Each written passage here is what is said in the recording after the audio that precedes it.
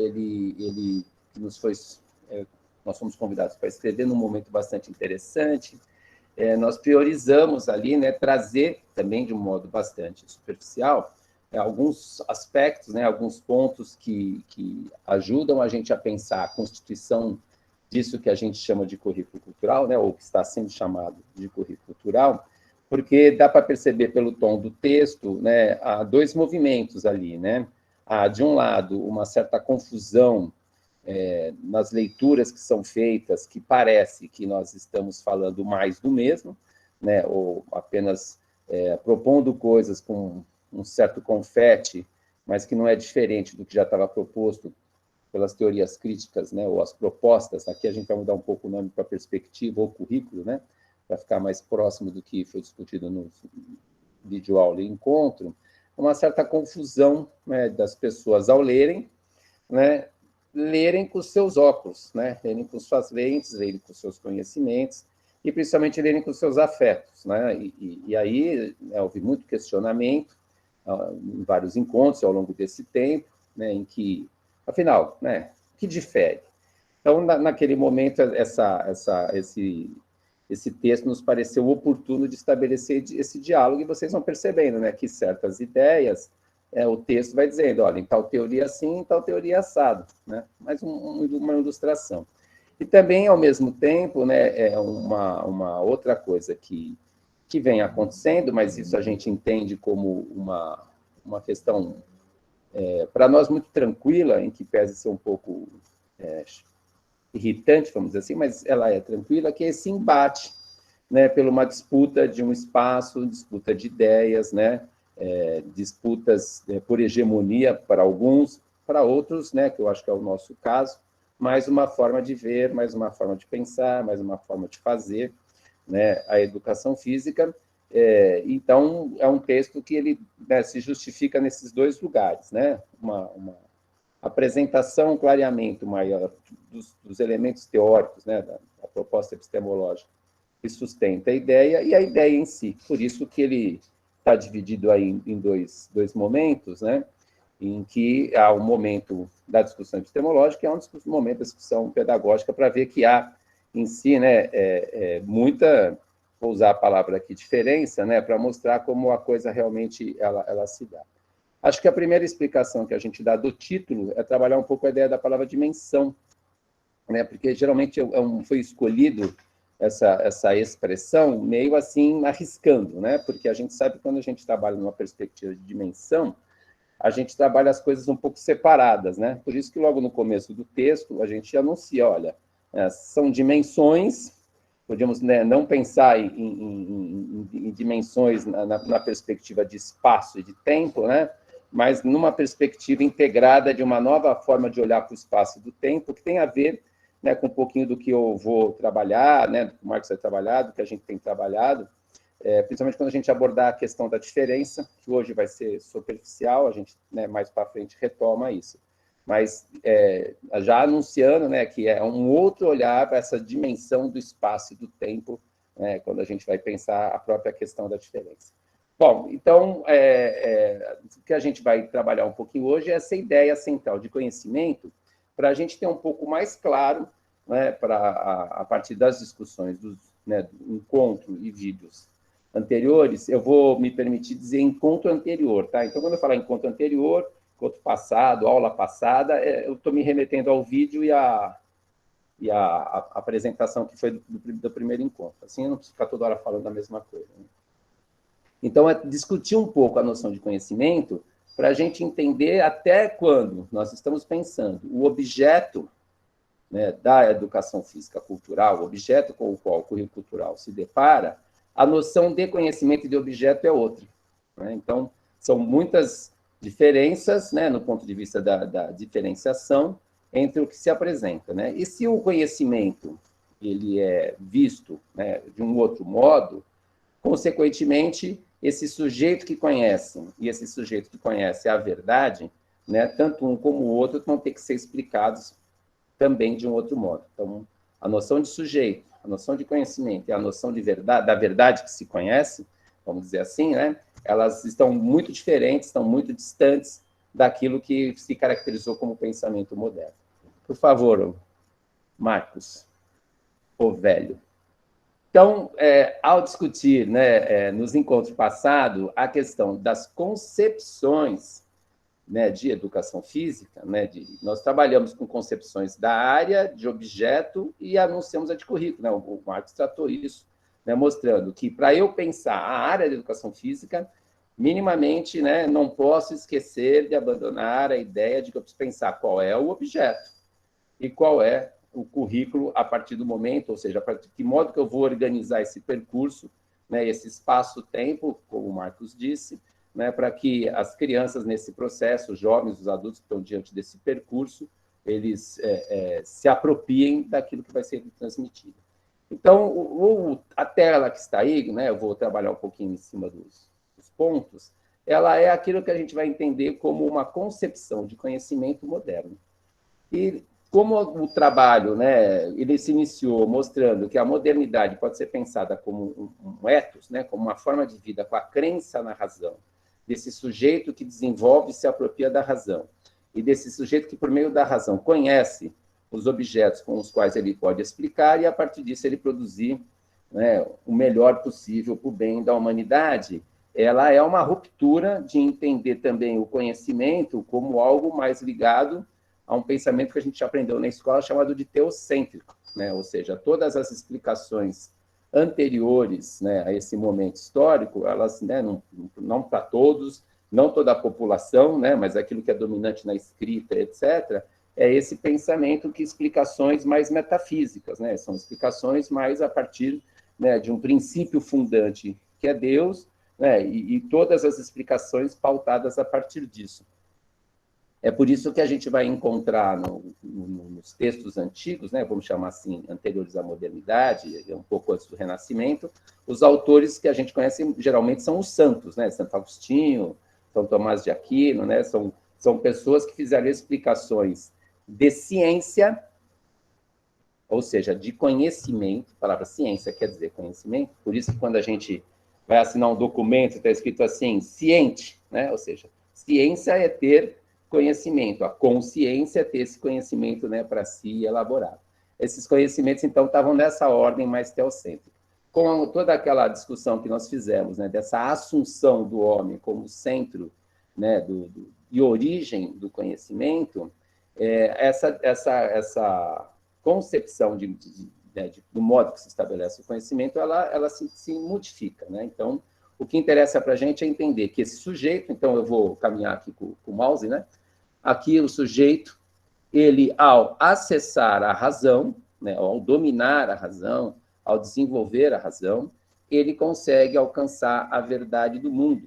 E a partir do momento que ele consegue alcançar a verdade das coisas do mundo, inclusive de si próprio, um pouco mais à frente do momento que isso aqui é instaurado, né, ele consegue interferir, ele consegue atuar, ele consegue produzir, ele consegue explicar e ele consegue dar, uma palavra bastante importante para a gente ir percebendo as coisas, segurança. Então, há uma troca, né, da verdade estar no sujeito, da verdade antes estava em Deus. Então, é muito interessante a gente parar para pensar um pouquinho nisso, né, porque você faz uma troca, e lógico que isso não é da noite para o dia, né, estou falando em séculos, em que o modo de pensar a vida apoiado, né, em explicações divinas, se você tira isso, você meio que deixa as pessoas mais inseguras, né? Então, há uma troca do lugar, vamos dizer assim, da segurança. A verdade não está em Deus, mas a verdade está nessa possibilidade do sujeito, né, conhecer por meio da razão essa verdade das coisas. E deixando Deus, né, isso é muito claro nos escritos de René Descartes, que é considerado, não, Descartes é considerado um dos pais dessas ideias, né, ele, né, deixa meio claro assim, né, o homem explica, mas quem inventou foi Deus. Né? Naquela época ainda tinha uns resquícios de Inquisição e etc. Né? Então Deus inventa, se Deus quiser, né, tudo pode dar certo, vai com Deus, né, até amanhã se Deus quiser. Né? Então, em que pese nós nos tornarmos sujeitos racionais e explicarmos o mundo a partir dessas noções de verdade, de conhecer as coisas, conhecer a verdade das coisas, nós não deixamos tanto Deus assim de lado. Né? Então, na hora que alguém está com Covid, vai rezar, mas vai buscar a verdade, a razão da ciência, né? Ou pelo menos aquelas pessoas que estão educadas para acreditar nisso, né? Principalmente as pessoas que, em alguma medida, foram mais escolarizadas nessa direção, né? Porque isso é um papel fundamental da escola.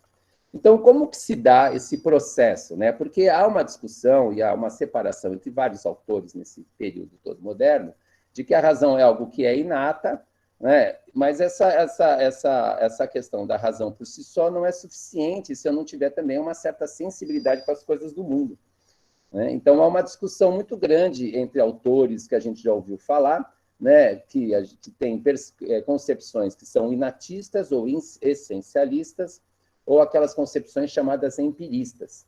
Então, todo mundo aqui já ouviu falar, né, de John Locke, Francis Bacon, esses autores do empirismo inglês, né, que dizia que você não podia deixar totalmente solta a sua razão, porque você podia ficar doido, né, se você não fosse só único exclusivamente por meio da razão. Por incrível que pareça, a razão ser oposto à loucura, mas não é só a razão que me permite ter conhecimento, eu preciso ter experiência, né? Então, é uma discussão entre essa razão é algo inato, a razão é algo que é adquirido. A gente não nos interessa isso aqui, né? Muito pouco ficar aprofundando, mas só para a gente lembrar que há esse debate. E, mais recentemente, né, com os adventos, né, das discussões das ciências mais recentes, as neurociências, etc., né? Isso aqui é algo que a gente vê muito quando a gente fez disciplina de aprendizagem motora, etc., como se dá a coisa? A gente recebe, né, a gente percebe o mundo pelos nossos órgãos dos sentidos, ou para alguns mais antigos, pelas nossas sensibilidades, e isso, então, vem a nós, né, numa perspectiva um pouco mais, vamos dizer assim, mentalista, né, a gente transforma essas informações que vêm de fora, e aí a gente decodifica isso em informações que a gente é capaz de entender. Então, veja, eu estou trazendo uma discussão filosófica, essa aqui é uma discussão filosófica, aqui ainda é uma discussão filosófica, mas como que essa discussão filosófica ajudou a construir essa explicação científica. Então, aqui eu já estou deixando bem claro que não existe formas de pensamento na modernidade, aquelas que vão se dizer ancorada na ciência, que não se sustenta em alguma ideia filosófica, né? Por isso que existe até a filosofia da ciência, né? Então, para a gente entender, esse sujeito desenvolve a razão, por meio da razão ele desenvolve a verdade. As informações das coisas do mundo vêm para cá e aqui ele decodifica essas coisas. E é lógico que no meio desse caminho aqui não é qualquer explicação que vai valer. Vai valer explicação que vão se tornar legítimas e reconhecidas aquelas que forem comprovadas por um afastamento desse homem, das suas sensações, das suas sensibilidades, por meio de um método, o método científico, que é todo ele, né, ou pelo menos na sua grande parte, não agora tanto com as questões das humanas, mas independente das ciências positivistas, né, ele é quase todo ele matemático. Por isso que lá na escola, ou melhor, lá na faculdade, a gente tem, né, Faculdade de Educação Física, a gente tem, em muitos cursos, a disciplina de estatística, né? E a gente não tem disciplina de hermenêutica, que é uma disciplina de interpretação de texto, para a gente ver o predomínio das nossas formas de pensar. Eu costumo fazer um exercício com os alunos, que é mais ou menos assim, pega o currículo e vê quantas disciplinas a gente tem biológicas, exatas, humanas e técnicas. E aí a gente vai perceber que humanas é 10%, né? E o resto é tudo disciplinas ou, né, biológicas ou técnicas, que é o que compõe um conjunto da chamada racionalidade técnico-instrumental ou técnico-científica. Por isso que a gente tem até muita dificuldade de acessar e de entender esse campo que a gente vem discutindo, ou até mesmo, né, outros campos das humanas, porque o nosso pensamento, ele é, enquanto professor de educação física, centralmente formado com uma certa concepção de corpo, e que a gente já discutiu isso no encontro passado, que é essa concepção de corpo que está intimamente ligada ao biopoder, né? Ou seja, é uma concepção de corpo que me permite intervir nos corpos e atuar sobre eles e produzir, né, os efeitos que a gente, né, vem contestando. Então, ao decodificar ou a transformar isso que vem do meio externo, eu represento isso na minha mente. Eu represento isso no meu cérebro. Por isso, uma palavra, né, que é tornar presente algo que está fora e agora está ausente. Então, é uma ideia, né, de que a nossa razão é capaz de representar o mundo. E é muito fácil de a gente não contestar isso, porque se eu falar a palavra ônibus, imediatamente todo mundo forma uma imagem aí do ônibus na cabeça, mesmo que a gente, ao descrever esse ônibus, possa ser ônibus diferentes, mas a ideia de ônibus está muito clara. Então, isso também ajuda a entender que você acessou, né, a realidade por meio desse ônibus, por meio, né, desse processo de aquisição de um domínio do pensamento. Então, essa discussão filosófica, por exemplo, mais para frente eu vou comentar, ela vai dar base para o desenvolvimento de muitas teorias da educação e muitas teorias da psicologia e muitas outras teorias, né? Então, a representação, isso que a gente organiza na mente, por meio da linguagem, a gente manifesta o que vem a ser um objeto, a sua verdade. E a partir do momento que eu sei, né, o que é a verdade do objeto, eu estabeleço a sua identidade. Então, fechando aqui o raciocínio, esse sujeito, por meio da razão, acessa as coisas do mundo, essas coisas do mundo são representadas, né, mentalmente, por meio da linguagem, ele representa, ele diz o que é o objeto, e é muito fácil, porque a gente tem uma impressão muito fácil de perceber que o que a gente diz parece que é o que a gente está querendo dizer, né? Nós parecemos que somos donos das coisas que a gente diz. A gente parece que nós somos donos do nosso pensamento. Por isso que a gente briga muito com as pessoas quando a gente quer afirmar o nosso pensamento. E aqui eu já estou anunciando algo do próximo encontro, né? Nessas concepções modernas, a linguagem é aquilo que permite representar o conhecimento.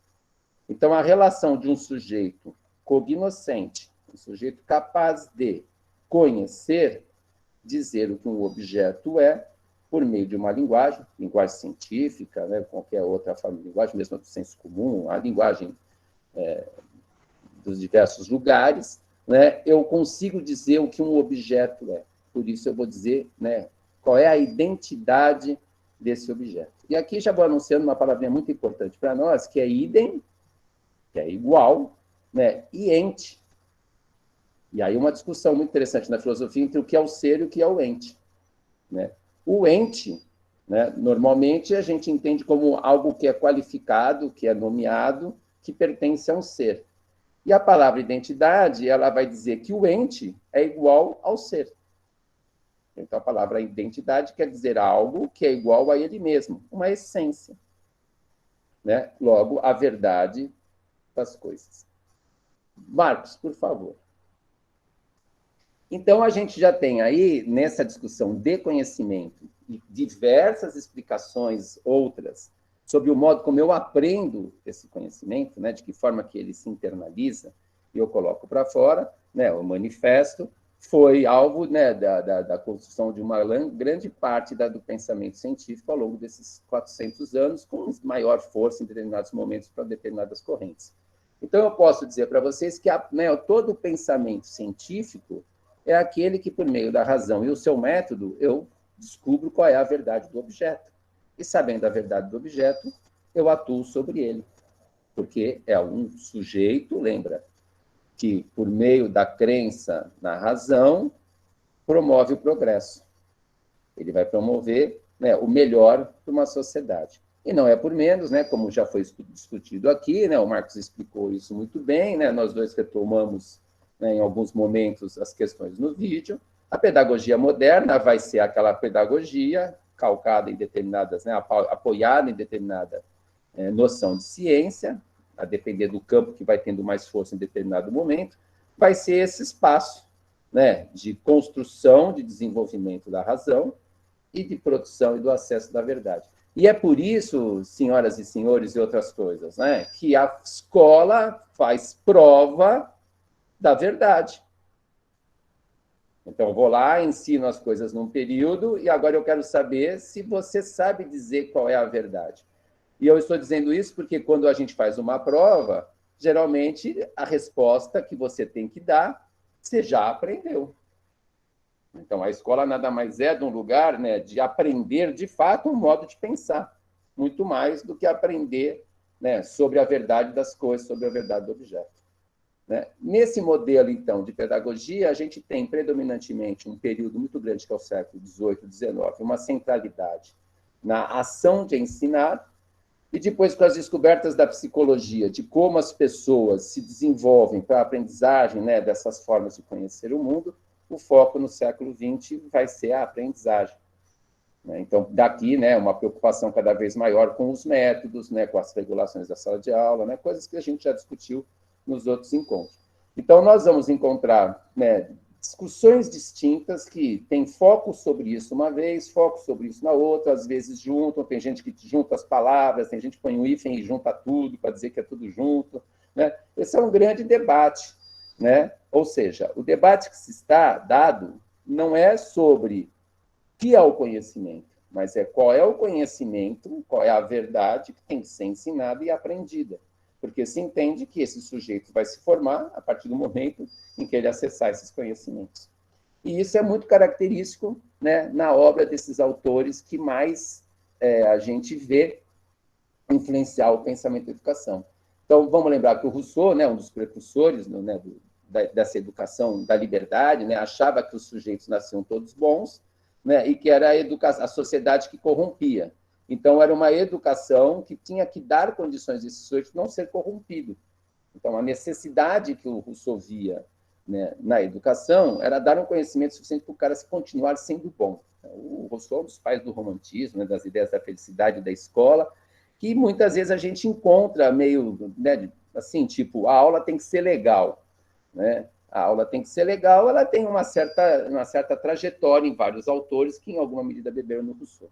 Lógico, existem outros autores da educação, né? Pestalozzi, tem um monte de Comênios, né? Não cabe aqui, não é um curso de didática, nem da Faculdade de Educação, mas só para a gente lembrar.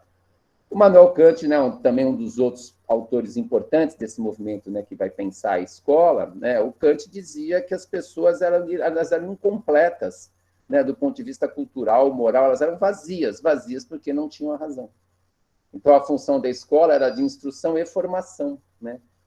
O Kant, uma das coisas mais importantes da escola era a formação moral. E tem resquícios.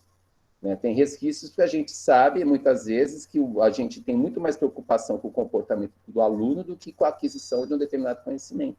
Né? A gente opera muito mais com o castigo, com manter todos quietos para escutar o que eu estou falando, né? Com altas doses de discurso moral para cima de todo mundo. 1, 2 brigam, separa a classe inteira e dá bronca em todo mundo. Leva para passear no museu, para fazer um jogo fora, sai, briga, proíbe todo mundo, chama todo mundo para dar. Isso aqui é um pouco da herança que a gente, né, tem, e mesmo quando vai à faculdade, né, nem se toca sobre essas coisas e reproduz. Para o Marx, né, as pessoas eram incompletas, né, a incompletude das pessoas era porque as pessoas eram alienadas de todo o processo, né, material, histórico da produção das relações. Isso aqui vai impactar o que a gente sabe que são as pedagogias críticas. O Piaget dizia que nós éramos psicogeneticamente incompletos. Então, há um processo de desenvolvimento das nossas estruturas de ação. E o Vygotsky, mesmo que tenha a crítica aqui, né, eu trago, só para marcar, que, apesar de ele não pensar igual, e muitas vezes, né, as pessoas colocarem que a escola segue Piaget e Vygotsky, eu acho isso o máximo, né? Às vezes as pessoas dizem que a escola segue Piaget e Vygotsky, sendo que o Vygotsky tem um livro só para criticar a obra do Piaget, né? Onde ele se gasta 300 páginas para falar, se contrapor, né? Elogia, mas se contrapõe a alguns dos problemas do Piaget. O Vygotsky também parte, né, de uma ideia de que somos seres que, ao interagir com a cultura, vamos nos constituindo. Então, essa ideia de completude, né, essa ideia de completude parte sempre de uma ideia de sujeito, um sujeito já dado. Um sujeito que, ao ser desenvolvido, é o sujeito que desenvolve suas capacidades, né, de se estar no mundo, de pensar no mundo e acessar a verdade do mundo, em que pese campos teóricos que produzam coisas distintas. Por isso que o Marx falou lá no vídeo, volta lá e marca, ele vai dizer assim, ó, qual é o problema, né, da gente pensar essas pedagogias e críticas? É que elas estão falando do mesmo projeto de sociedade. Por isso, né, são pedagogias que nós vamos chamar de modernas. E alguém podia dizer assim, mas qual é o problema disso? O problema disso é que se essa sociedade não deu certo, porque a gente fica insistindo nela. E essa sociedade não dá certo a partir do momento que ela se instaura, né? Ou seja, é uma luta o tempo inteiro, né, de uma ideia de colocar no mundo uma ideia de sociedade, né, que é bem diferente da gente trabalhar a partir de uma lógica que as coisas estão o tempo inteiro num permanente devir, num processo imanente das relações, que é o que a gente vai trabalhar um pouquinho. A próxima, Marcos, por favor. Então, que concepção de conhecimento que nós vamos trabalhar, que está um pouquinho no texto, né? A concepção é que não é esse sujeito, né, dotado da razão, né? Esse sujeito, ele é fruto, né? Ele se constitui no mundo a partir de uns jogos complexos de força, do qual ele é uma das forças, né? Então, quando a gente fala em relações de força, nós temos que entender que o sujeito também é uma dessas forças. E é um sujeito que é uma força atravessado por muitas forças, né? Então, essa vontade, né, essa vontade de força, isso que Nietzsche vai chamar de vontade de potência, é o que nos mobiliza a ter uma vontade da verdade, né? A verdade, nós temos vontade, né, de que as coisas sejam a verdade que eu estabeleço sobre elas. Então, é uma outra lógica que se estabelece que não prioriza um sujeito racional, mas já mostra que é um sujeito que é resultante de uma série de coisas, de um monte de coisas que muitas vezes nem ele dá conta, né? E é um sujeito que nasce imerso numa cultura, né? E é nessa cultura que todos os processos de dar significado às coisas se estabelecem. Então, eu já começo a entender que o sujeito, ele entra numa cultura, ou seja, o conhecimento, o processo simbólico, tudo que está lá é anterior a ele, né? E quando ele entra nesse lugar da cultura, as coisas do mundo estão dadas. Ele só entra dentro de um jogo de discurso, ele entra nesse mesmo jogo, nessa mesma teia, dessas relações entre um saber, né, uma vontade de saber, uma vontade de poder, que vai determinar o que é o significado das coisas. E o significado das coisas, então, ele não é em si a realidade. O significado das coisas é uma representação que a gente cria para a coisa e que depende unicamente, né, do modo como cada cultura cria os seus embates, né, negocia, né, as coisas que acontecem ali e vão dando, então, uma identidade para essa representação do objeto. Então, veja que a representação não está na mente. A representação já é a própria coisa em si, né? E a identidade das coisas não estão nas coisas, ou a identidade não está nas coisas, mas parece que está por conta da força em que cada grupo cultural faz para manter o significado dessas mesmas coisas. E se cada grupo cultural razoavelmente faz isso, cada grupo cultural vai produzindo a verdade sobre as coisas do mundo. Então, não dá mais para a gente pensar que esse objeto ao qual o sujeito conhece, ele é a verdade das coisas, ou que ele tem uma essência, que ele tem uma identidade. O que se percebe a partir desse mapa, né, bem rápido, bem superficial essa explicação, é que o objeto em si, ele é o tempo inteiro algo em disputa para ser. E por não ser de identidade nada, o que ele é o tempo inteiro é diferença. Ele está sempre em disputa para ser algo, né? E esse jogo tem ficado cada vez mais forte no século XX, né? E agora no final do século XX, começo do século XXI, com o aumento, né, dessas questões que a gente discutiu na semana passada, da tecnologia, da globalização, né? E como esses impactos dessas coisas todas vão atuando sobre a sociedade, mostrando cada vez mais um problema histórico na filosofia. Então, na filosofia ocidental, a gente sempre priorizou uma forma de pensar em detrimento de outra. A gente sempre quis uma explicação que nos desse segurança sobre o que as coisas são. E que a gente não percebesse que as coisas estão o tempo inteiro em mudança. O tempo inteiro em mudança. Então, o que nós vamos trabalhar nesse lugar do currículo cultural é que essa forma de pensar, chamada filosofia da diferença, onde, né, no século XX, começa a se perceber que as coisas não são tão essências assim como a gente acreditou que era. Então, o discurso da diferença, que sempre foi visto como um problema, tudo aquilo que era diferente ameaçava, precisava ser controlado, começa a se perceber que as coisas são muito mais diferentes do que propriamente identidade, que é um dos debates mais antigos, né, da história da filosofia. Então, as coisas, elas não se repetem porque elas são iguais, né? Elas, ao se repetirem, elas são diferença o tempo inteiro. Basta a gente pensar o tempo, né? O tempo está sempre se repetindo, sempre segundos, sempre horas, mas é sempre igual. Nós estamos fazendo aula de curso de cultura corporal. É sempre igual. Eu falo as mesmas coisas há muito tempo. É sempre igual? Está sempre, né, potencializando mudanças, sempre potencializando mudanças. Enquanto essas mudanças elas não são muito perceptíveis, nós nunca nos incomodamos com elas. Como, por exemplo, uma camisa. Você tem uma camisa, ela vai desbotando lentamente, sem você perceber. Vai ter um momento que ela vai desbotar, você joga fora. Mas ela ficou um bom tempo ali, sem você perceber que ela estava o tempo inteiro em mudança. Se a gente for pensar, né, se a física estiver certa nas suas explicações sobre a luz, né, toda vez que a luz bate num objeto, o objeto vai ganhar mais vida a partir da luz. Sem a luz, a gente nem sabe que o objeto está lá. E quando bate a luz, que é a onda e a partícula, esse objeto sofre ação e se multiplica. Por isso que as coisas mudam de cor, né? Mas a gente não percebe. Agora, quando essas mudanças estão mais fortes, a nossa tendência é rejeitar. Então, nós estamos dizendo que as coisas estão o tempo inteiro mudando. E essas coisas também em nós, que também evitamos dizer que queremos mudar. No máximo, a gente fica mudando de geração, de idade. Ah, eu estou velho. Ah, antigamente eu fazia isso. Mas você continua achando que você é o mesmo. Você não percebe as mudanças que você está, na fala que você está, no modo que você não percebe, você resiste. E essa forma de resistir, os autores da filosofia da diferença, nos seus diversos campos de estudo, vão percebendo que elas se dão exatamente por convenção de uma cultura, por uma luta para a manutenção do significado da verdade do objeto. Esse objeto também é o sujeito. A partir do que está cada vez mais forte, fica impossível a gente pensar com a identidade. Né? Por isso que o Cunho Cultural vem anunciando, dizendo, né, isso estudado e pensado, e cada vez mais tentando pensar como essas coisas se dão, a partir de uma lógica da diferença. Então, eu tenho um exemplo bastante assim, simples, né, que eu gosto de usar.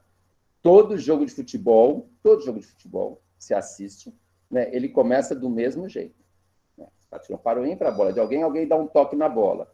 Depois o jogo nunca é o mesmo. Mas isso é um tipo de diferença que a gente nem nota. Mas isso está em tudo. Né? Porque as coisas, de novo, agora eu vou retomar o que eu falei no começo. Numa relação outra com o tempo e com o espaço, é que a gente percebe que as coisas não são a mesma, né? Que as coisas não são únicas, mas é que elas são múltiplas. Então, um dia, se vocês começarem a ler, ou quem já leu, né? A filosofia da diferença do Deleuze, vocês vão ver que o tempo inteiro ele vai falar em multiplicidade. Ele vai falar que a diferença, né, a repetição sempre produz diferença. A diferença é o que se repete, e nunca as mesmas coisas. A repetição do mesmo, a tentativa de repetição do mesmo, é o que impede a mudança. E é isso que vai gerar preconceito, é isso que vai gerar briga, porque o Talibã não quer mudança.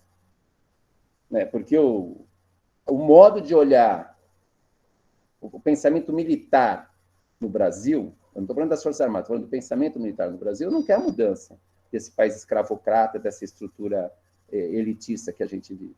Quando a gente olha para a educação, a gente não quer que a educação promova mudanças na forma de pensar o mundo. Né? Então, o modo como a gente tem, né, olhado para a educação física, né, faz parte dessas condições de emergência que o Marx vai tocar, é exatamente a gente ter sido tocado por esse tipo de pensamento, que faz muito mais sentido para as coisas que a gente vê no cotidiano do que aquelas outras coisas que a gente ficava lutando. Então, no currículo cultural, conhecimento não é algo da capacidade racional, única e exclusivamente de um sujeito. O conhecimento é resultado de jogos de força, de disputa, e são apenas perspectivas. Existem muitas perspectivas do que vem a ser a verdade do mundo. Então, nós estamos falando em perspectiva, que muitas vezes as pessoas confundem com a ideia de verdades, né? Mas, na verdade, da verdade, são perspectivas. E se são perspectivas, aquilo que a gente diz do objeto, que é resultante de um jogo de força, e que é sempre diferença, ele é da ordem do acontecimento, ele é da ordem do acaso, e não de uma vontade tão intencional de um sujeito cognoscente. A ciência já vem pensando isso de várias formas, né? Já se sabe que os objetos, né, quando você faz pesquisa, é contaminado, mas ainda há uma resistência, né, de pensar essas coisas e tentar fazer com que a ciência seja algo neutro. Mas cada vez mais a gente sabe, principalmente pós o nazismo, que não tem essa neutralidade, não tem essa racionalidade toda, ou essa razão toda. Afinal, como justificar o que aconteceu no nazismo? Como justificar cientistas, pessoas com mais alto grau de um conhecimento científico, produzir o que produziram? Como justificar uma bomba atômica? Como justificar, né, uma pessoa fazer uma guerra com outro país e matar todos os seus cidadãos? Né, fazer essa necropolítica maior. Não à toa, né, o grande Muhammad Ali, o grande Cassius Clay, falou: eu não vou para a guerra matar as pessoas enquanto os outros que estão fazendo guerra estão lá em cima de boa. Não vou lá matar inocente. Mas, às vezes, para a gente entrar nessa lógica, e aí eu já vou terminando, né, a gente precisa pensar nisso. Né? De que modo que a gente é instaurado a pensar na vida, de que modo a gente é instaurado a construir um sistema de pensamento que é pautado na lógica da verdade e da identidade, lidar com uma situação de um lugar da sociedade pensado para colocar as pessoas ali, a escola, que vem do mais variado grau de diferença em si, né, de diversidade de culturas, e são sempre diferença, estão sempre em transformação, ou como já diria, né, Raul Seixas, ser uma metamorfose ambulante, né, o cara já anunciou isso lá nos anos 70, sinal que não era novidade, né? E a gente pensar essas coisas para a gente dialogar com aquilo que acontece na escola. E, por fim, um exemplo último que eu gosto de dar, que é assim, né, não temos que ficar debatendo a teoria. Isso aqui é Foucault versus Marx, né? Piaget versus Vygotsky. Cara, você não é Piaget, nem você é Vygotsky. Deixa os caras se debaterem. Não dá para... Qualquer pergunta que alguém me fizer contestando a teoria do Piaget, é o Piaget que tem que responder, não eu. A questão é, por que a gente se toma por afeto e vai na bandeira da defesa das pessoas como se fosse, nossa, é mais um nem time de futebol. Né? Você aprende a gostar de time de futebol quando você é pequeno, que teu avô era corintiano, te deu sorvete, você conta sempre uma historinha que explica por que você torce para determinado time. E você não troca se você mantém esse vínculo de afeto. É mais ou menos isso que a gente vê com as discussões teóricas. Né? Às vezes as pessoas esquecem que foi ao acaso que elas estudaram determinada teoria. Ninguém aqui, ou pelo menos eu não conheço ninguém, que estudou 40 teorias para escolher uma. Né? Você está aqui seduzido pelas nossas palavras, ou não. Muito mais do que pela teoria. Né? Então, esse é um processo que a gente precisa, né, sempre se colocar em suspensão, em desconfiança, para que a gente, né, não ultrapasse esse limiar aí. Muito bom. Perceberam que o Mário abordou a dimensão político-epistemológica e eu vou tratar aqui da dimensão político-pedagógica. Antes, como tudo tem uma breve historinha, né, a gente precisa dizer para vocês que esse texto que nós sugerimos aí como bibliografia, ele tem uma história também, ele tem um precedente. É interessante que vocês saibam. Em 2017, né, aconteceu mais uma edição do Congresso Brasileiro de Ciências do Esporte, aconteceu na cidade de Goiânia. Nesta edição, o grupo combinou de oferecer 2 minicursos, e vocês sabem muito bem que a Universidade Federal de Goiás e a sua congênere, né, a Universidade Estadual de Goiás, são 2 unidades, são 2 instituições que agregam muitas pessoas, profissionais, estudantes, que são simpatizantes das teorias críticas e da influência das teorias críticas na educação física. Então, é óbvio que nesses 2 minicursos que o Combrace permitiu, né, que nós oferecêssemos, porque, na verdade, há várias ofertas de minicursos, eles acontecem normalmente antes do início formal, antes da noite de abertura do evento. Nesses minicursos, nós tínhamos lá, frequentando, colegas da educação física, colegas do Brasil e também muitos colegas oriundos ou até estudantes e professores, docentes da Universidade Federal de Goiás e da Escola e da Universidade Estadual de Goiás, e, claro, né, houve uma certa indagação a respeito da perspectiva cultural da educação física, e essas indagações eram feitas a partir dos referenciais das teorias críticas. Soma-se a isso o fato que a palestra de abertura foi feita pelo professor Dermeval Saviani, como vocês bem sabem, né, uma pessoa que traz uma contribuição gigantesca para a educação no Brasil e cuja obra influenciou muito a educação física brasileira. Então, foi um contexto assim, bem interessante, né, de andamento do Combrace, e nós estávamos lá, né, representados por muitos e muitas colegas, né, nós do grupo de pesquisas, estávamos lá, né, num grupo considerável. Passamos o evento fazendo esses debates, tendo nossas apresentações indagadas, questionadas, no melhor ambiente possível, né, no ambiente de confronto de referenciais e de práticas pedagógicas. No ano seguinte, o CBCE fez 40 anos, né, de existência. Aí os GTTs, os grupos de trabalho temático, foram convidados a organizar livros comemorativos, e nós fomos convidados para escrever um capítulo para o livro organizado pelo Comitê Científico do GTT Escola.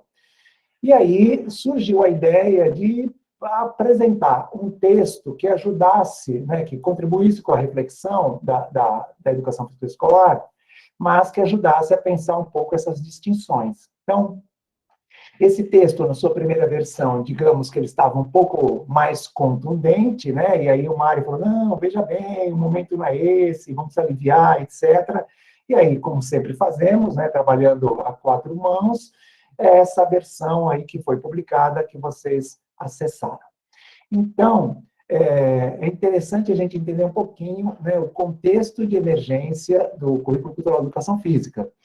Esta é uma foto bem representativa, eu gosto muito dessa foto. Essa foto foi tirada no momento final, dá para perceber, né, que os pratos estão quase que vazios aí em cima da mesa, no momento final do nosso seminário de Educação Física Escolar, seminário de Metodologia do Ensino de Educação Física, que acontece a cada 2 anos, presencialmente, na Faculdade de Educação. Então, vocês estão vendo aí uma imagem da Faculdade de Educação. Foi um momento muito interessante, muito legal, porque nesse ano de 2016, nós também contribuímos com essa coleção da CRV, que é uma coleção que já tem mais de 40 volumes, que aborda as questões da educação física no ensino da educação infantil, fundamental, médio e na educação de jovens e adultos, e contribuímos aí com a publicação de 2 obras, até para perceber que algumas pessoas aí da foto estão segurando um dos livros, né? Muitos de nós que estamos aqui participando dessa atividade têm capítulos aí nesses livros. Bom, este grupo, gente, é um grupo que vai e volta, é um grupo que tem pessoas que têm dificuldade de participar na sexta-feira à tarde, aí no ano seguinte eles reorganizam, né, a vida deles. Temos colegas de fora de São Paulo que estão durante um tempo estudando na faculdade, então, portanto, conseguem participar presencialmente. Ao longo do ano passado, fizemos reuniões, evidentemente, né, reuniões remotas, e isso também potencializou a participação de outras pessoas. E este grupo, ele surge, isso está escrito, né, num capítulo que é mencionado no texto que vocês leram. Esse grupo, ele surge após uma edição deste curso que aconteceu em 2004. E, finalizada essa edição, onde nós fizemos, vamos dizer assim, um primeiro arranhar, né, desse conjunto de teorias que oferecem uma outra maneira de analisar a sociedade, nos últimos encontros desse grupo, desse curso, surgiu a ideia da gente se reunir quinzenalmente. Muitas pessoas que estão aqui na sala, né, elas fazem parte dessa atividade desde os seus primórdios, lá em 2004, outras pessoas, né, frequentaram durante um tempo, depois voltaram, aí depois saíram, aí depois, né, então, todo ano a gente tem uma reconfiguração, é aberto, é gratuito, as pessoas vão porque querem, e nós nos tornamos amigos, né, e amigas frequentando essas atividades. Bom, mas o que faltava naquele momento, né, gente? O que faltava naquele momento era um trabalho realizado na escola.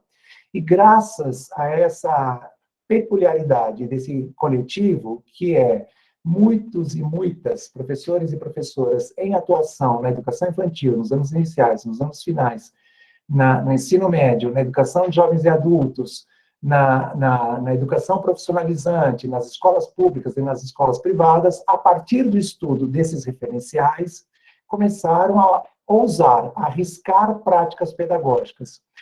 E no ano seguinte começam a aparecer as primeiras pesquisas sobre o trabalho pedagógico situado na escola, mas com base nesses referenciais, com base nessas outras maneiras de analisar a sociedade. E outras maneiras de conceber a linguagem, a cultura e o conhecimento. Então, o Mário acabou de apresentar para vocês, né, uma outra concepção de conhecimento que tenta romper com aquela visão de conhecimento que ficou consolidada nesse período chamado modernidade E nós entendemos que estamos num outro período histórico, que muitas pessoas chamam de modernidade, modernidade líquida, hipermodernidade, modernidade tardia.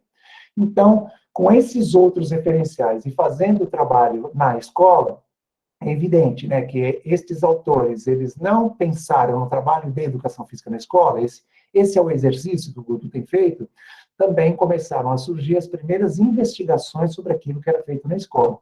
Então, nesta segunda parte do texto, que me coube abordar com vocês, com muita honra, com muito prazer, nessa segunda parte, o que está ali é uma síntese das pesquisas realizadas nas escolas. Então, não é a aplicação de uma teoria na escola, não. Essa teoria curricular cultural da educação física, e cultural por quê? Porque coloca a cultura no centro.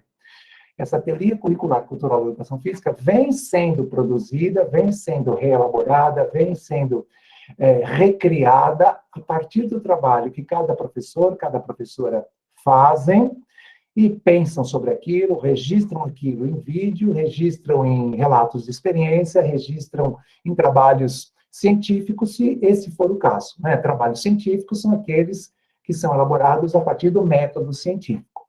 A ciência não é a única maneira, né, de fazer isso, você também tem a filosofia, tem a arte, tem a teologia, tem outras formas também de produzir conhecimento sobre as coisas do mundo, formas, evidentemente, mais ou menos valorizadas, a depender do tempo histórico, a depender dos fatores que estão aí interferindo. Então, de forma muito rápida, né, não é o momento aqui da gente fazer um grande aprofundamento disso, porque esses elementos voltarão em outras ocasiões, em outros textos, em outras videoaulas. A gente sugere que vocês assistam este vídeo que está lá no canal, né, o Desafio da Garrafa, porque nós apostamos muito nessa produção dos professores e das professoras.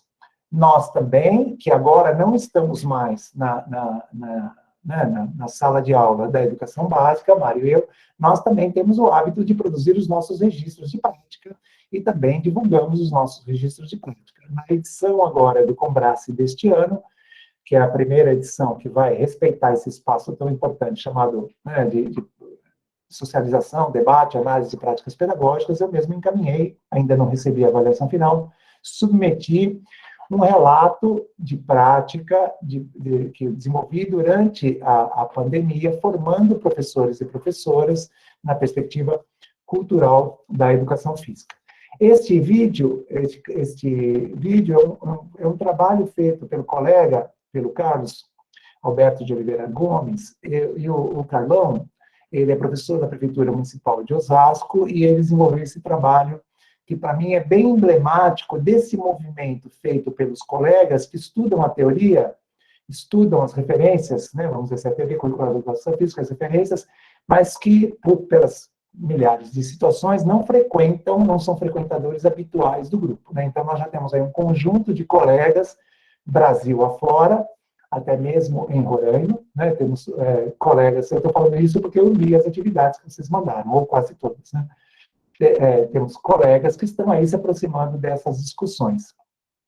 E se você olhar as primeiras produções do grupo, as primeiras produções entendiam que, assim como as outras propostas curriculares, os professores e professoras desenvolvem as suas ações didáticas, ou seja, definem os temas e organizam e desenvolvem as práticas pedagógicas a partir de determinados princípios. E, num primeiro momento da produção de conhecimentos do grupo, nós entendíamos que esses princípios eles eram basilares, ou seja, eles eram alicerces, eles amparavam a prática pedagógica. Mas outras pesquisas foram feitas, pesquisas mais recentes, e foram mostrando, e aí a gente passou a adotar esta ideia, de que os princípios, na verdade, eles influenciam, eles agenciam, eles afetam os professores e professoras que estão, de alguma maneira, né, procurando desenvolver essas práticas pedagógicas. Então, esta expressão, princípios ético-políticos, aparece pela primeira vez na dissertação de mestrado do Pedro Boneto, em que, ao entrevistar professores, ao acompanhar práticas de professores que desenvolviam a perspectiva cultural da educação física, ele compreendeu, e a partir do referencial Deleuze e Guattariano, ele compreendeu que esses professores eram, na verdade, agenciados, né, por um princípio, e o Mário tem provocado bastante sobre isso, né, então vocês estão vendo aí, entre parênteses, né, do reconhecimento da cultura corporal. Então, você percebe que há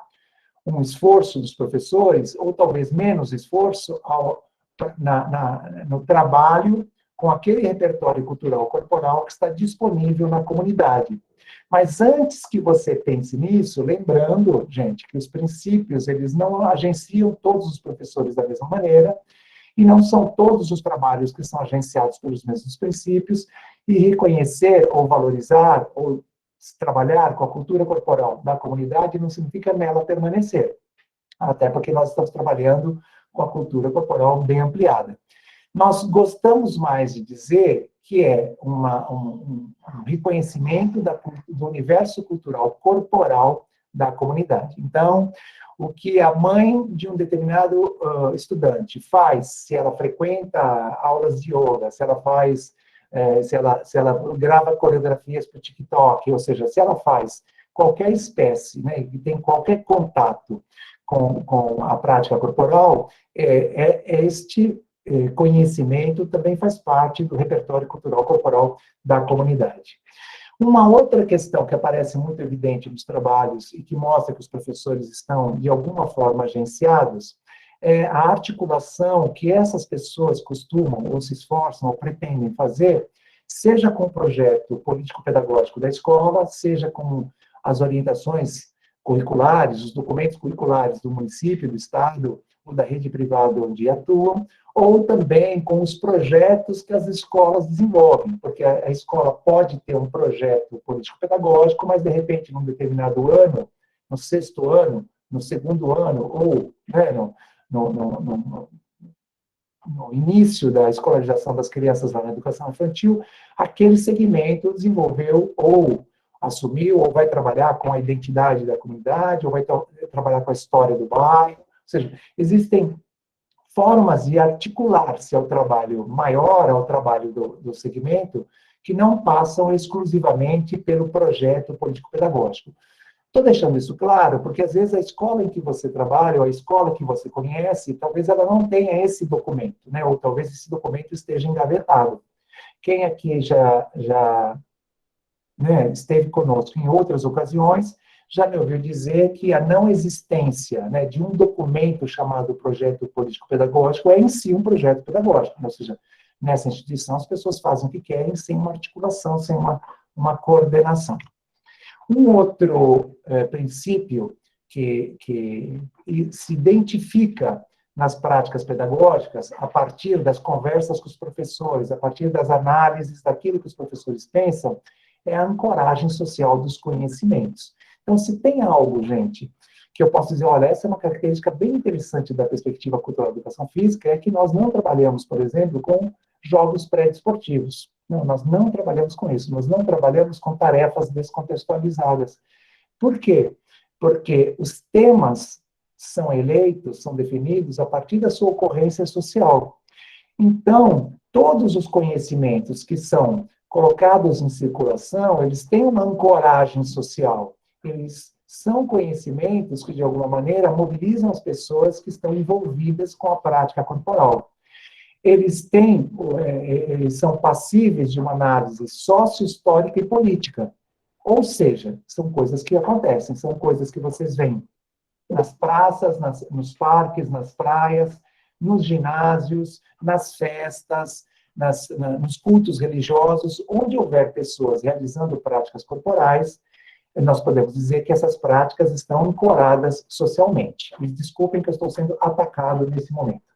Bom, um outro elemento, evidentemente, né, a justiça curricular não é um conceito do currículo cultural, ou seja, não é um conceito que surge no currículo cultural. Tudo que nós estamos falando está disponível, está, né, distribuído aí na literatura, mais influenciada pelas teorias pós-críticas. Há uma pessoa transgênero, há uma pessoa australiana que desenvolveu esse conceito da justiça curricular. Esta pessoa vai dizer que justiça curricular é esse esforço que as escolas contemporâneas vêm desenvolvendo para contemplar nos seus currículos práticas sociais, conhecimentos, experiências representativas dos vários segmentos da sociedade e dos vários grupos culturais. Se vocês fizerem um rápido esforço de memória, né, uma retomada aí da experiência que tiveram como estudantes da educação básica, vocês vão perceber que a maioria de nós, e evidentemente eu me incluo, né, gente? A maioria de nós teve uma experiência curricular, uma experiência escolar muito marcada pelas práticas sociais, pelos conhecimentos da tradição euro-estadunidense. Basta ver que na própria história da educação física nós temos aí uma hegemonia de certas manifestações que hoje essa hegemonia vem sendo abalada porque muitos colegas que estão aqui na sala virtual, muitas colegas, também abordam outras práticas para além daquelas handebol, basquete e futebol. Bom, uma característica também, uma influência também, um agenciamento que acontece com os professores e professoras que estão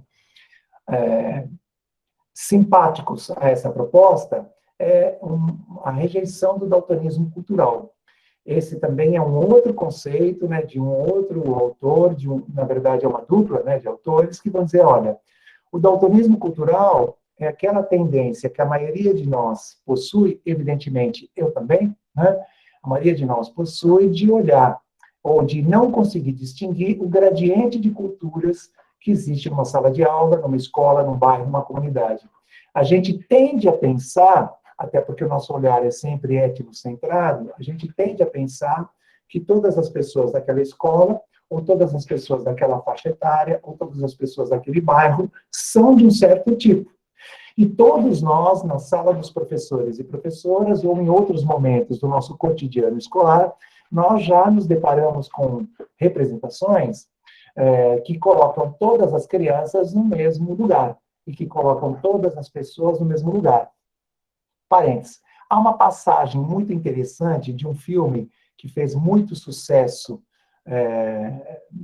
no começo do século XXI, né? É um filme francês gravado em escola, se não me engano, Entre os Muros da Escola, que é o nome desse filme, e que na última conversa, né, final do ano, um professor mesmo, né, de língua francesa, não era um ator, era um professor, ele pergunta para as crianças, e aí, para os jovens, o que eles iam fazer, o que eles estavam fazendo, e uma das meninas diz, eu vou em tal lugar.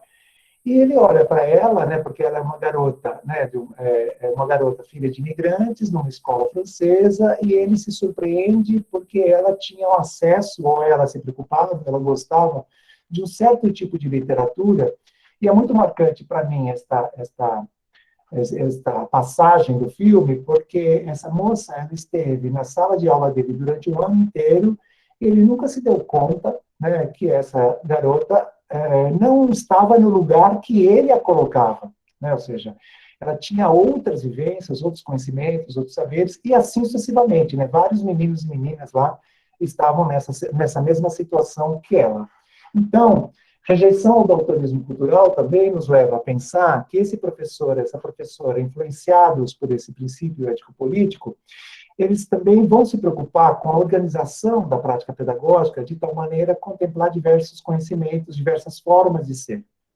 Por isso que, na perspectiva cultural, você não vê professores e professoras que insistem para que todas as crianças tenham a mesma oportunidade na sala de aula. Ou seja, nós priorizamos, valorizamos, apostamos na pedagogia que enfatiza, que afirma as diferenças, e não na pedagogia da igualdade, que todo mundo tem que tocar o mesmo número de vezes na bola, que todo mundo tem que fazer a mesma coisa, todo mundo tem que fazer o mesmo exercício. Essas pedagogias têm mais relação, né, com a modernidade, com outros valores, outros conceitos, outras preocupações, outra formação de sujeitos. E aí, né, quase bem perto, né, da perspectiva do princípio da justiça curricular, você tem a descolonização do currículo. Então, a descolonização do currículo, gente, é esse esforço que muitos docentes que estão aí, né, subjetivados pela perspectiva cultural da educação física fazem para que outras práticas corporais também sejam prestigiadas, também sejam valorizadas. Então, se você observar, puxa, o professor Carlos, quando ele tematizou, né, que é um conceito importante, quando ele tematizou o desafio da garrafa, de onde que ele partiu? Por que que ele escolheu essa prática? Por que que ele valorizou essa prática? Por que que as crianças estudaram durante um tempo essa prática corporal, essa brincadeira, eu posso chamar assim, né? Essa brincadeira, de onde que o professor tira essa ideia? Por que que ele acha que é importante que essa prática apareça? E por que que você tem professores que estão tematizando jongo? E por que que você tem professores que estão tematizando maculelê? Por que que você tem professor que está tematizando capoeira, maracatu e tantas outras práticas, com professores que tematizam slackline? Ué, mas slackline não tem a ver com, né, com os grupos hegemônicos, mas a presença dessa prática corporal na escola significa também a ruptura com uma tradição do componente. Então, você pode, muitas vezes, né, descolonizar o currículo trabalhando com práticas corporais que, mesmo pertencentes aos grupos hegemônicos, você está ali valorizando outra circulação de significados. Então, só a tua preocupação, por exemplo, né, de você trazer outras vozes, não é dar vozes, né, gente? É criar espaço para que essas outras vozes sobre o futebol, sobre o basquete, sobre o handebol, sobre o voleibol circulem. Isso também já é uma ação de descolonizar o currículo, porque se você olhar na tradição da escola moderna, na tradição da educação física, que é uma criação da modernidade, a própria educação física, na tradição você tem a hegemonia, você tem o privilégio a uma determinada visão sobre essas práticas corporais. E aí, não aparece no texto, e a explicação é muito simples, gente, porque a pesquisa que investigou e que identificou esse princípio ético-político, que já foi objeto de uma grande discussão aqui no grupo, lá no semestre passado, né, no segundo semestre de 2020, essa pesquisa ela foi aprovada, né, foi submetida a uma banca e foi aprovada em março de 2020, quando esse texto já tinha sido encaminhado para publicação. Como vocês bem sabem, você produz o texto no ano e acaba, né, quando muito, publicado no ano seguinte. Às vezes demora até mais, ou às vezes toma porrada, né, Mário? Então, é que eu e o Mário tomamos uma porrada essa semana aí, né, num parecer. Bom, então, gente, o que é, na perspectiva, né, na pesquisa que o Flávio Nunes dos Santos Júnior, né, o nosso colega Flávio desenvolveu, ele percebeu, acompanhando, fazendo um trabalho, né, de observação e conversa com professores e com crianças, né, jovens, em escolas, na região do Campo Limpo, aqui na Grande São Paulo, na cidade de São Paulo, na região periférica de São Paulo, ele percebeu que as próprias crianças identificavam uma preocupação dos professores, né, cada uma numa escola, né, ou seja, os dois professores se preocupavam com aquilo que as crianças tinham a dizer, aquilo que as crianças pensavam, como as crianças realizavam as práticas corporais. Então, o movimento que o professor Flávio identificou, na sua condição de pesquisador da prática pedagógica, foi justamente essa tentativa que os professores fazem para que as crianças possam colocar em debate, colocar, né, em ação aqueles conhecimentos que elas mesmas produziram, criaram, recriaram fora da escola e que aí são tratados na perspectiva cultural da educação física. Então, gente, quais são as condições que permitem essas coisas, né, que permitem a elaboração de princípios ético-políticos que, como vocês podem ver, não são os mesmos que estão na base nacional, não são os mesmos que estão nos parâmetros curriculares, não são os mesmos que estão no livro, né, da metodologia do ensino de educação física. Então, se você ler o livro, você vai perceber que lá eles apontam alguns princípios que orientam aquela teoria curricular. Estes princípios, eles emergem num contexto X, sob a influência de determinadas questões sócio-histórico e políticas, e eles têm um traço muito forte, um traço muito interessante. Eles não podem ser memorizados e aplicados pelas pessoas, gente. Ou seja, se há algo, né, que há muita coisa, né, mas há algo que a pesquisa realizada pelo Pedro me surpreendeu, ou seja, e acho que esse é um aspecto positivo de quando a gente fez pesquisa, é que, puxa vida, eu imaginava, até o trabalho que o Pedro desenvolveu, eu imaginava que todas as pessoas, né, poderiam memorizar esses ou outros princípios e sair realizando. E não. Se você não tem, gente, alguma simpatia, alguma cumplicidade com um outro desenho de sociedade, né, que é o que o Mário acabou de dizer. O que o Mário disse? Olha, puxa, essa sociedade moderna tem um monte de buraco, essa sociedade moderna tem um monte de problema. Essa escola da sociedade moderna tem um monte de problema. Nós vamos continuar insistindo nela? Então, acho que nós estamos agora num outro momento, né, nós reconhecemos o esforço que os professores e professoras têm feito, né, para colocar em ação uma outra maneira de ensinar, o ensino híbrido, mas se tem algo que eu resisti a fazer durante o ano passado inteiro, gente, é essa ideia do retornar. Olha, eu não quero que ninguém retorne para aquela escola que existia antes da pandemia. Eu espero que a gente possa fazer uma outra escola. Eu espero que a gente possa fazer uma outra sociedade. Então, as condições que nós temos hoje, gente, não são as mesmas que existiam nos anos 90, nem as mesmas que existiam nos anos 80, nem as mesmas que existiam nos anos 70, que deram condição, que deram suporte, que forneceram, né, o cenário para o surgimento das outras teorias curriculares da educação física. Hoje nós temos condições e nós temos acúmulo, né, de contribuições do campo da filosofia, da sociologia, da história e da política, que nos permitem pensar outras formas de fazer a ação pedagógica, que nos permitem pensar em outras formas de pensar, né, de desenvolver e de produzir uma sociedade. Então, para aquelas pessoas que defendem, né, uma sociedade menos desigual, para aquelas pessoas que defendem, que combatem o fascismo social, que combatem o racismo, que combatem o sexismo, que combatem... Não podem continuar, se essas pessoas combatem essas coisas, gente, elas não podem continuar dividindo a aula de educação física em duas, metade para os meninos, metade para as meninas, os meninos fazem uma prática, as meninas fazem outra. Não podem continuar ensinando os fundamentos esportivos, porque isto vai produzir sujeitos que não combinam com essa sociedade que as pessoas estão defendendo.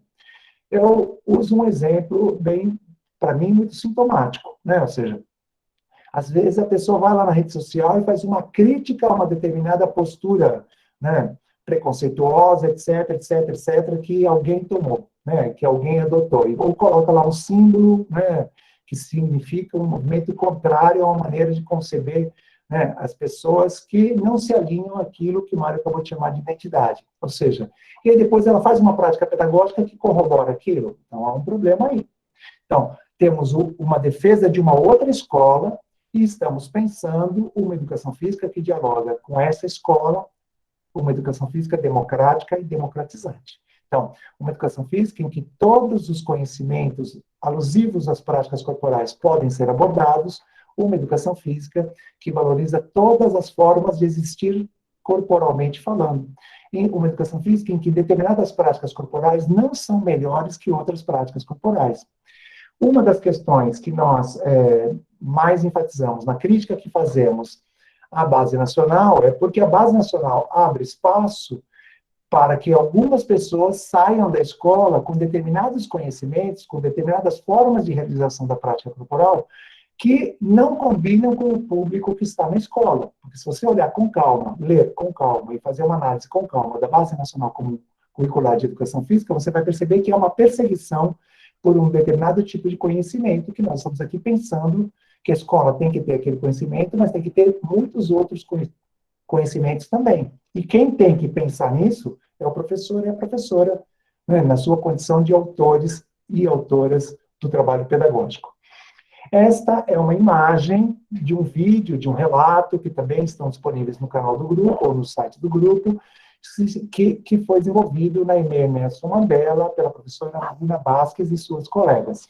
Então, é interessante você, né, se você puder ver esse trabalho, porque a professora tematiza uma dança durante um tempo e ela vai organizando diversas práticas pedagógicas, que alguns colegas chamam de atividades de ensino, outros colegas chamam de encaminhamentos pedagógicos, outros colegas chamam, como eu gosto de chamar, de situações didáticas, e que não dizem respeito única e exclusivamente às vivências. Por isso que vocês leram lá no texto, né, que os professores e as professoras realizam um mapeamento.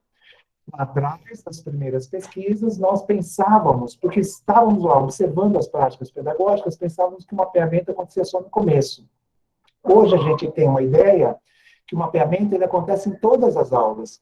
O mapeamento acontece quando você está indo para a escola, o mapeamento acontece dentro da escola, o mapeamento acontece no momento de entrada e saída das crianças, no momento de intervalo, no momento de conversa com todas as pessoas que você conversa na escola.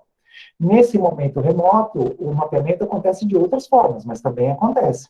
Então, o mapeamento é um encaminhamento pedagógico importante que ajuda o professor e a professora a definirem o tema que desenvolverão. Ao contrário do que muitas pessoas pensam, gente, a perspectiva cultural da educação física, e a responsabilidade nossa não dá a ênfase necessária a isso, evidentemente eu me incluo, a perspectiva cultural da educação física ela também valoriza muitos momentos de vivência das práticas corporais. Ou seja, e está bem, na minha opinião, está bem marcado isso no texto. Brincar como eu brinco, brincar como o amigo brinca, dançar como eu danço, dançar como o amigo dança, ou fazer aquela prática esportiva do jeito que eu acho que ela deve ser feita, fazer aquela prática esportiva como os outros grupos fazem, como os maiores fazem, como os menores fazem, ou seja, a vivência é toda a experiência de contato com aquela prática corporal. Vocês observaram que no texto há uma concepção de vivência baseada no filósofo alemão Friedrich Nietzsche. Né? Então, que é aquilo que me toca, que é aquilo que eu sinto, que é aquilo que eu passo. A vivência ninguém pode ter por mim. Se uma criança está observando a prática corporal que outra criança está fazendo, as duas estão vivenciando, só que uma está vivenciando de um jeito, a outra está vivenciando de outro jeito. Se vocês lembrarem do princípio ético-político que eu acabei de mencionar, que é a rejeição, né, evitar o daltonismo cultural, ora, essas duas crianças estão tendo relações diferentes com a mesma prática corporal. Uma está na condição de quem está palpitando, opinando, sugerindo, apitando o jogo, se for o caso, ou coordenando a vivência dos outros, e os outros estão dançando, os outros estão lutando, os outros estão praticando ginástica, etc, etc, etc. Um outro exercício importante, ora, se a educação física está na área das linguagens, se as práticas corporais são textos da cultura, se nós aqui queremos que as crianças e jovens, adultos e idosos, ao frequentarem a escola, que elas qualifiquem a leitura das práticas corporais, justamente para que possam relaborá-las e intervir a partir delas e com elas, gente, é importante que em alguns momentos do trabalho o professor enfatize, o professor destaque, o professor crie condições para que essas crianças, jovens, adultos e idosos, possam fazer a leitura da prática corporal. Quando eu assisto um vídeo, eu estou fazendo um vídeo de prática corporal, né? Eu estou fazendo uma leitura da prática corporal. Quando eu estou brincando e olhando o meu colega brincar, eu também estou fazendo uma leitura da prática corporal. Só que, historicamente, a educação física não se ateve tanto a isso, né? Então, poucas vezes nós estimulamos, eu estou conjugando os verbos no passado, né? Ou seja, lá atrás, poucas vezes nós estimulamos ou propusemos situações em que as crianças pudessem exercitar a leitura da prática corporal. Por que quase todo mundo está correndo para lá? Por que quase todo mundo está correndo para cá? Por que tem número na camisa? Por que a distribuição é essa? Por que está fazendo desse jeito? Ou seja, há situações, há provocações, há convites que a gente pode fazer para quem está participando das atividades que levem, né, a esse cuidado. Então, a gente está assistindo lá um jogo que o professor recortou de um vídeo. E o professor pode perguntar para as crianças o que elas estão vendo. E o professor pode fazer com que as crianças percebam que aquelas que estão assistindo estão vendo coisas diferentes quando estão vendo o mesmo jogo. E por aí vai, né? A variedade de situações de leitura da prática corporal é muito grande. E olha, se nós todos, né, somos sujeitos à cultura, se nós todos atribuímos significados às coisas a partir do nosso repertório cultural, se nós todos estamos aqui neste momento, né, o que nós estamos fazendo? Nós estamos aqui olhando, ou ouvindo, ou observando, ou lendo, né, o que está sendo apresentado, e nós estamos mobilizando os nossos recursos anteriores para fazer uma interpretação possível. E, como todos nós já chegamos nesta situação aqui, neste curso de extensão, todos nós com elementos anteriores, muitos desses elementos estão sendo reorganizados.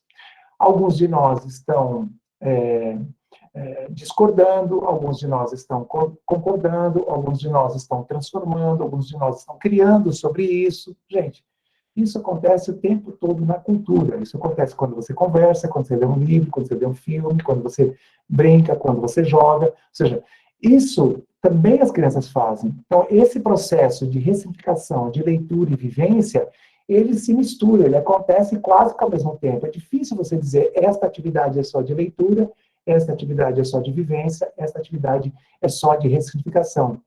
Esse fato de atribuir novos significados às coisas que nós estamos vendo, às coisas que nós estamos ouvindo, às coisas que nós estamos experimentando do ponto de vista corporal, né, ou seja, realizando corporalmente falando, nós chamamos, né, a literatura da área vai chamar de ressignificação.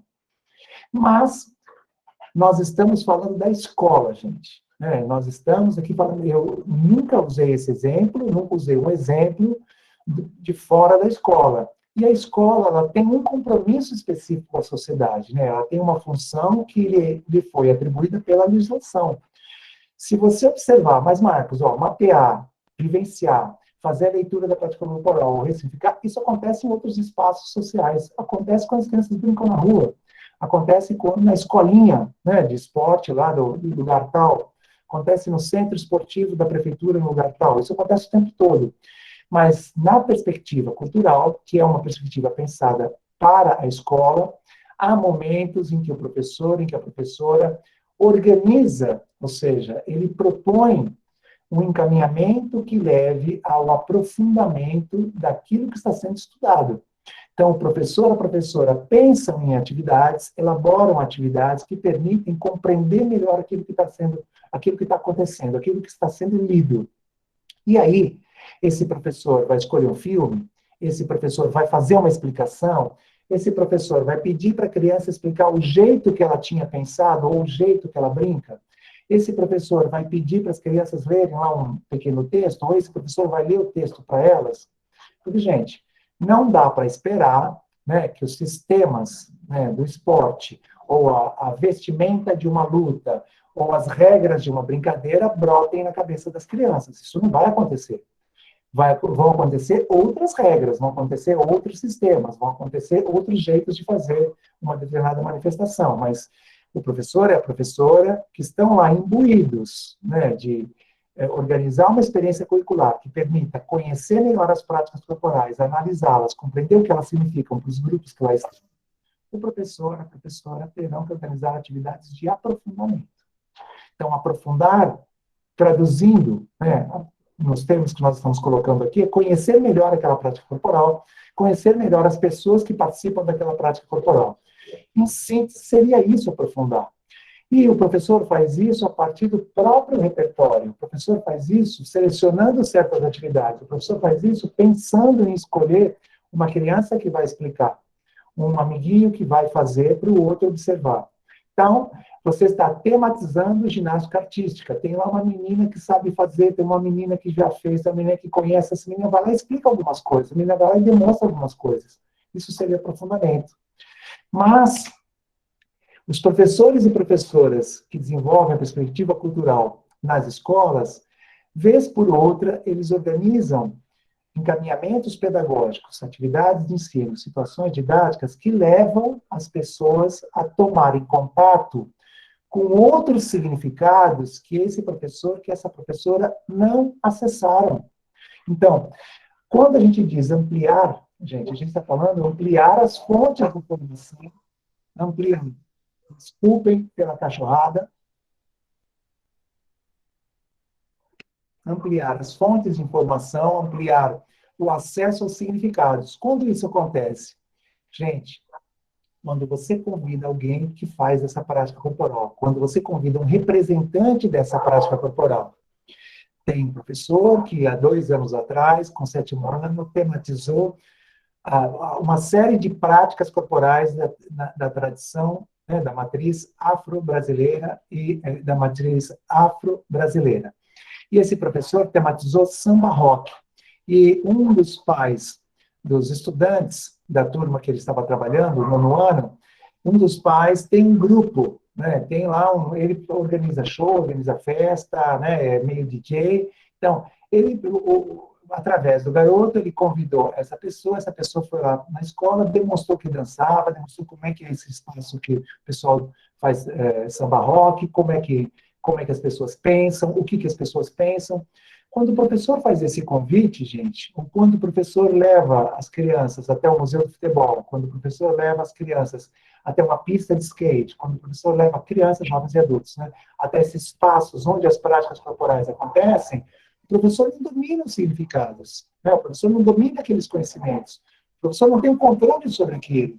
Então, a ampliação é esse momento, né, essa experiência pedagógica importante em que as crianças se depararão com saberes que o professor não tem o menor controle. E pode ser, e felizmente, ainda bem que às vezes esses saberes vão na contramão daquilo que estava sendo trabalhado. Ou seja, porque esse convidado, essa convidada que foram até a escola, ou, né, que nós levamos a turma até o espaço onde essas práticas acontecem, eles podem apresentar pontos de vista que a gente não imaginava.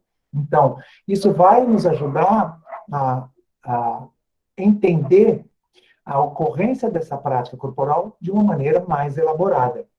E aí, uma prática é o que nos permite, né, conversar tudo isso com vocês. Basta ver as imagens que a gente vem colocando, né, gente? Então, uma prática muito apreciada pelos colegas do grupo, ou pelos professores e professoras Brasil afora que trabalham com a perspectiva cultural, é o registro. Tem um amigo nosso que diz assim, uma foto por dia. Uma foto, quase todo mundo tem celular, né? Às vezes não precisa ser o professor, pode ser um estudante. Essa é uma maneira de registrar aquilo que está acontecendo. Quando a gente acumula, quando a gente documenta esse percurso em forma de registro, a gente tem elementos, tem informações suficientes que nos possibilitam avaliar o trabalho realizado. Então, a avaliação na perspectiva cultural da educação física, avaliação e registro já foram objetos de 2 pesquisas do grupo. Né? Então, a avaliação na perspectiva cultural da educação física é algo, né, é uma ação importante do professor ou da professora que ajuda a pensar o trabalho que está sendo feito, que ajuda a reorganizar o trabalho que será feito, que ajuda a perceber o quanto aquele trabalho que essa pessoa organizou e desenvolveu contribuiu para modificar, para melhorar a maneira de compreender as práticas, para melhorar, para alterar a maneira como as crianças se relacionavam com aquela prática. Então, a avaliação, gente, não é para a gente, na perspectiva cultural, não é para a gente verificar o quanto que as crianças aprenderam ou não. A avaliação que nós estamos aqui abordando é a avaliação sobre o trabalho pedagógico efetivamente realizado. E aí, finalmente, né, para a gente encerrar essa parte aqui do nosso encontro, vocês verão, né, aqui um registro da ocorrência social de uma brincadeira, de uma dança, de uma luta, de um esporte e de uma ginástica. Pessoas, né, eu fiz questão de trazer para vocês imagens tiradas das mídias, né, ou seja, são imagens, sempre colocando a referência aqui embaixo, está muito pequenininha para vocês, né, então são imagens de jornais, né, então esta é uma praça no Distrito Federal, em Brasília. Esta é uma fonte, né, o Jornal da Cidade de Jundiaí, no interior de São Paulo. Esta é uma roda de capoeira de mulheres na Prefeitura de Vila Velha. Esta é um registro da dança do passinho numa cidade da Baixada Fluminense. E esta é uma imagem, né, do território do brincar, nesse Brasil, né, que é imenso, de crianças brincando na rua. Então, o professor está tematizando brincadeiras de rua, ou brincadeiras de corda, não sei qual é o tema que o professor está desenvolvendo, o professor pode tematizar. O professor pode tematizar a dança do passinho, o professor pode tematizar a capoeira, ou pode tematizar a capoeira, né, praticada pelas mulheres. O professor pode tematizar o esporte, ou o professor pode tematizar o esporte praticado pelas pessoas adultas, pelas pessoas idosas. O professor pode tematizar a ginástica, ou o professor pode tematizar a ginástica realizada, ou seja, pode transformar em tema cultural a ginástica realizada pelas pessoas com deficiência. Então, esses são os temas. O tema é sempre a ocorrência social de uma prática corporal, já que acabamos de sair, né, da Olimpíada, e agora estamos, né, nos Jogos Paralímpicos. O professor pode tematizar uma manifestação, um esporte que está acontecendo ali naquele evento esportivo. Pode convidar as crianças a assistirem, o professor pode pegar um vídeo, mostrar no celular, o professor pode transformar esta prática corporal em tema. Mas, ao transformar em tema, esse professor vai discutir com as crianças quais são esses, né, gestos que estão sendo utilizados. Para que serve isso? Quem será que inventou esse aparelho? Por que será que a pessoa está executando dessa maneira? Olha, que modalidade aí é essa? Por que será que não rebatem? Por que será que seguram a bola e arremessam para o outro lado? Quantas pessoas tem? Por que elas se vestem desse jeito? Que lugar aí é esse? Que piso é esse? Por que esse piso é desse jeito? Vamos tentar fazer desse jeito? Vamos tentar jogar do jeito que elas estão jogando? Gente, tudo isso que eu estou mencionando agora são os conteúdos que estão circulando. Então, quem são essas pessoas? Por que elas estão fazendo desse jeito? Por que esse grupo resolveu fazer uma prática da capoeira exclusivamente feminina? Vamos entrevistar uma pessoa dessas? Vamos procurar a história dessas pessoas? Vamos procurar a história desse grupo de capoeira? Quais serão as cantigas que elas tocam? Quais serão os instrumentos que tem aí?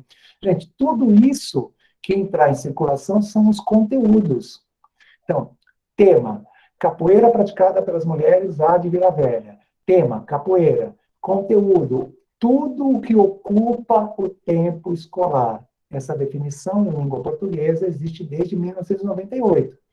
Portanto, gente, é um equívoco, no nosso entender, chamar brincadeira, dança, luta, esporte e ginástica de conteúdo, como a gente vê por aí. Conteúdo é algo bastante detalhado. Conteúdo, como vocês perceberam pelos exemplos que eu dei, pode ser as músicas que eles estão dançando, pode ser os nomes dos passos que eles estão utilizando, pode ser o jeito de dançar, pode ser a gestualidade que está sendo utilizada. Como eu estou em 2 computadores, né, para ajudar o Mário e também para dar acesso à sala virtual, eu estou olhando lá no outro computador que tem um monte de gente escrevendo coisa. Eu não estou vendo nada, porque eu estou vendo para essa câmera aqui, tá? Bom, então, gente, só para a gente encerrar essa parte, né, vocês devem ter percebido no nosso linguajar, nos textos que vocês já leram, que nós transformamos as práticas corporais em temas. Os temas culturais são a ocorrência social das práticas corporais. Por isso que eu falei, as brincadeiras de rua, as brincadeiras de corda. As danças da juventude, as danças eletrônicas, as danças do Rio de Janeiro, as danças feitas por esse grupo. Não sei qual é o tema que você vai abordar. Tematizar, gente, é fazer tudo isso aqui. Isso aqui é tematizar, né? Ou seja, tematizar é olhar para aquela prática corporal, vivenciar aquela prática corporal de diversas maneiras. Isso é tematizar. Nós não falamos, nenhum texto da literatura sobre currículo cultural de educação física diz ensinar a dança do passinho. Nenhum texto diz ensinar samba. Nenhum texto diz ensinar a brincadeira da garrafa, o desafio da garrafa. A gente tematiza o desafio da garrafa, a gente tematiza o samba, a gente tematiza a brincadeira, a gente tematiza a dança e assim sucessivamente. Desculpem a correria, tudo isso está no texto, é apenas para fazer um destaque e passaremos agora a conversar sobre essas questões. Acho que o Mário, nesse momento, ele já deve ter feito aí